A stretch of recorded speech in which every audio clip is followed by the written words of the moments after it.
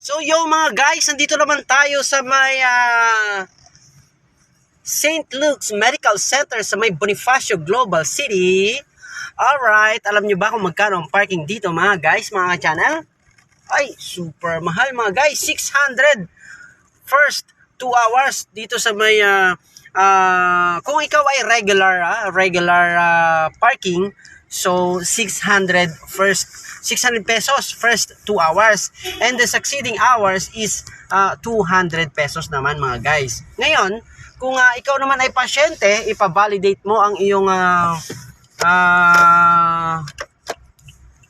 parking card, alright? Yung resibo mo, ipa-validate mo mga guys. So ang babayaran mo ay 65 pesos first 2 hours mga guys, okay? So medyo cheaper kung ipa-validate mo. Punta ka dun sa taas, punta ka dun sa iyong kamag-anak, sa iyong family, at ano mo mga guys, ipa-validate mo, and then mas cheaper, no? 65 lang ang first 2 hours, and then the succeeding hour is 20 pesos. Okay? So mga guys, laking bagay yun ha, laking points yan kung sakaling kayo ay may idea kapag ipa-validate mga guys. Well, kung kayo naman ay walang idea mga guys, masusurprise kayo dahil napakamahal nga, 600 pesos first 2 hours. Okay? So maraming salamat mga guys ha. Ito ay ang lokasyon ko ngayon ay St. Luke's Medical Center, Bonifacio Global City. Super mahal! 600 pesos first. Baka kahit boss mo dito mapapamura yan mga guys ha. Kung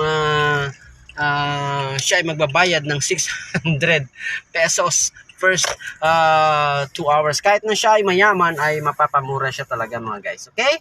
Ayan, so tandaan nyo mga guys, ang presyo ng parking rate dito sa may Bonifacio Global City, St. Luke's Medical Center. Alright, maraming salamat. Sana naghatid na naman ako ng panibagong idea sa inyo mga guys, kung magkano ang parking rate, parking fee dito sa may St. Luke's Medical Center.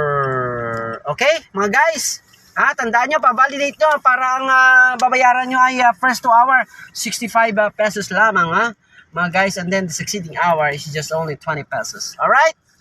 Keep safe always, and be intelligent, be wise when you're entering some establishment with the parking fee. Okay? Hanap lang tayo ng parking guys.